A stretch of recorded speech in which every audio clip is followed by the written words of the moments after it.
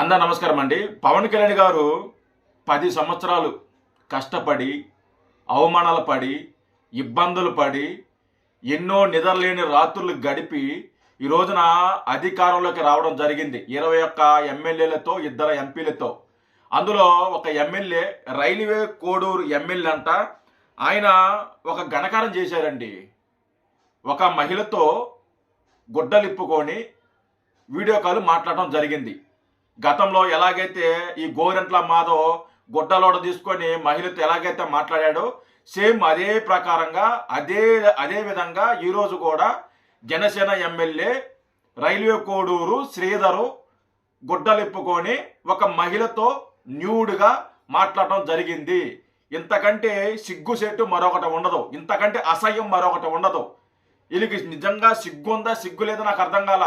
గుడ్డలిప్పుకొని మాట్లాడే ప్యాషన్ ఏదో నాకు అర్థం కాల.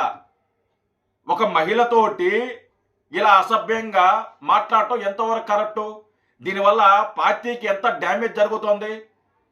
మిమ్మల్ని అధికారంలోకి తీసుకొచ్చి మీకు ఎమ్మెల్యే సీట్ ఇచ్చి మిమ్మల్ని అందనం ఎక్కిస్తే పవన్ కళ్యాణ్ గారికి మీరిచ్చే మర్యాద ఇదా?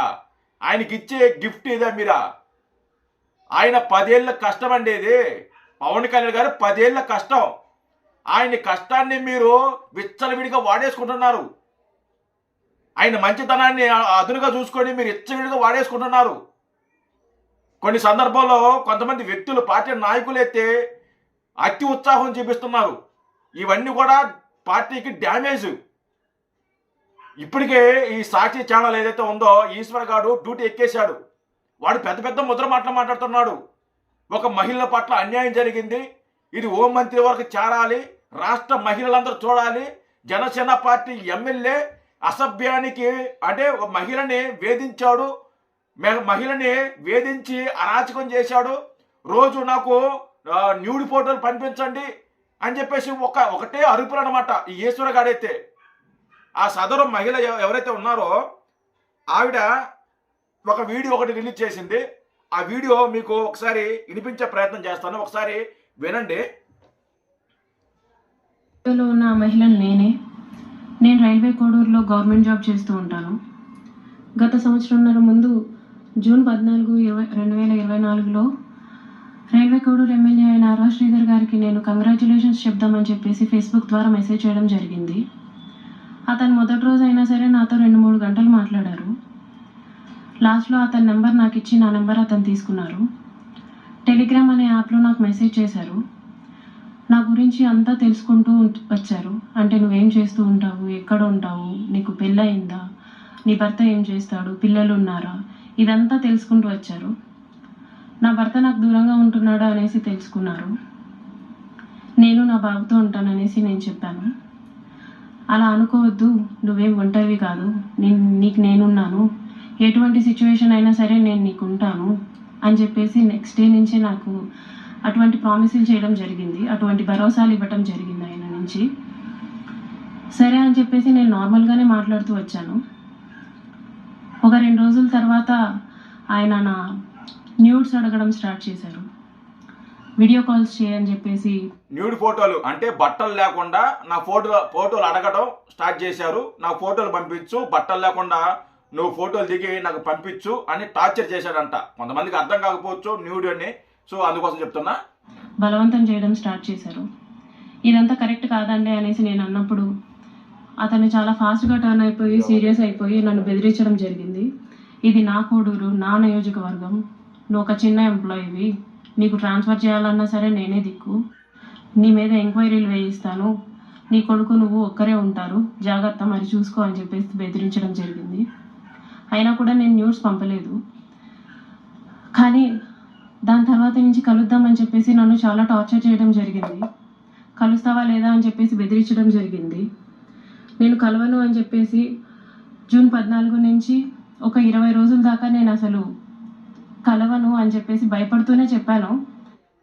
ఇంకా చాలా మంది ఆ మహిళ మాట్లాడిన మాటలు ఇంకా చాలా ఉంది. మరొక వీడియోలో మిగతా వీడియో వినిపించే ప్రయత్నం చేస్తాను. అయితే నేనేమంటానంటే ఎవరైతే ఈ జనసేన ఎమ్మెల్యే ఉన్నాడో అతన్ని వెంటనే పార్టీ నుంచి సస్పెండ్ చేయాలి. వీలైతే అతని చేత రాజీనామా చేయించినా కూడా మంచిదే. ఎందుకంటే దీనివల్ల పార్టీకి చాలా డ్యామేజ్ జరుగుతుంది. అలాగే పవన్ కళ్యాణ్ గారికి చాలా డ్యామేజ్ జరగద్ది. ఖచ్చితంగా పవన్ కళ్యాణ్ గారు జనసేన పార్టీ ఇలాంటి అస్సలు ఎంకరేజ్ చేయడు. వాళ్ళలాగా వైసీపీ వాళ్ళలాగా పవన్ కళ్యాణ్ గారు అయితే ఇలాంటి ఎంకరేజ్ చేయడు. ఎందుకంటే గతంలో చాలా సందర్భాల్లో మనం చూసాం.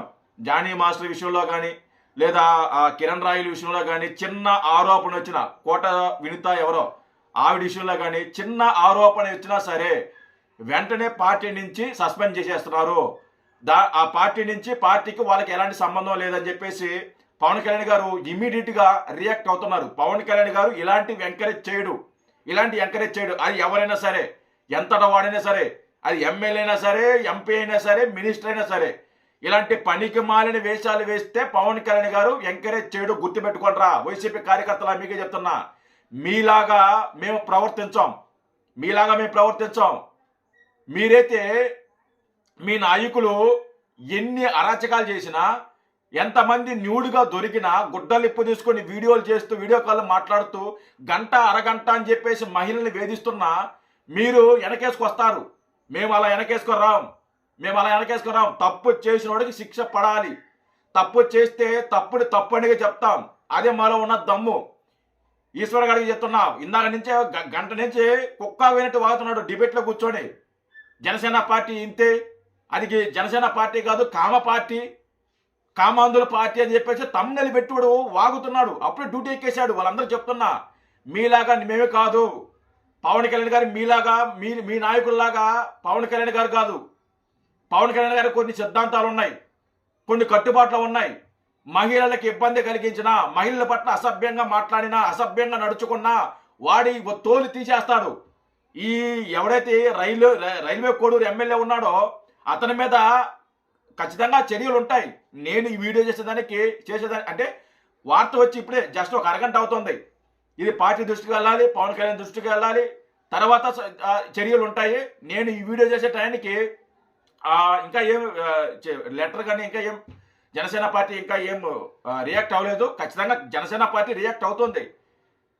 అంటే వీళ్ళకి నేను ఒకటే చెప్తున్నా అండి, వీళ్ళకి అధికారాలు ఇచ్చి మిమ్మల్ని గెలిపించుకుంటే మీరు చేసే ఘనకార్యం మీద ఎమ్మెల్యేలారా, మిమ్మల్ని అడుగుతున్న జనసేన ఎమ్మెల్యేలారా, ఇదే మీరు చేసేది? ఇదే మీరు చేసే ఘనకారం? ఇదే పవన్ కళ్యాణ్ గారికి మీరు ఇచ్చే మర్యాద? ఆయన 10 ఏళ్ళ కష్టం అండి, 10 ఏళ్ళ కష్టం. ఎన్ని అవమానాలు, వ్యక్తిగతంగా ఎన్ని దోషణలు, ఎన్ని దాడులు, ఎన్ని అవమానాలు. కుటుంబాన్ని అవమానించుకున్నాడు, ఆయన పర్సనల్ లైఫ్ని అవమానించుకున్నారు, ఆయన పిల్లల్ని అవమానించారు. ఎన్ని తిట్టినా, ఎన్ని కొట్టినా, ఎంతగా ఇబ్బంది పెట్టినా ప్రజల కోసమే ఉంటానని చెప్పి నిలబడి 10 సంవత్సరాలు అరుపెరగని పోరాటం చేసి ఈ రోజున అధికారంలోకి వచ్చి మిమ్మల్ని అధికారంలోకి తీసుకొచ్చి మీకు ఒక స్థానం కల్పిస్తే మీరు చేసే పని ఇదా? పవన్ కళ్యాణ్ గారికి ఇచ్చే మర్యాద ఇదా? మీకు అసలు అదే ప్యాంటసీ నాకు అర్థం కాల. గుడ్డలిప్పు తీసుకొని మాట్లాడటం ఏందిరా? నాకు అర్థం కాదు అది.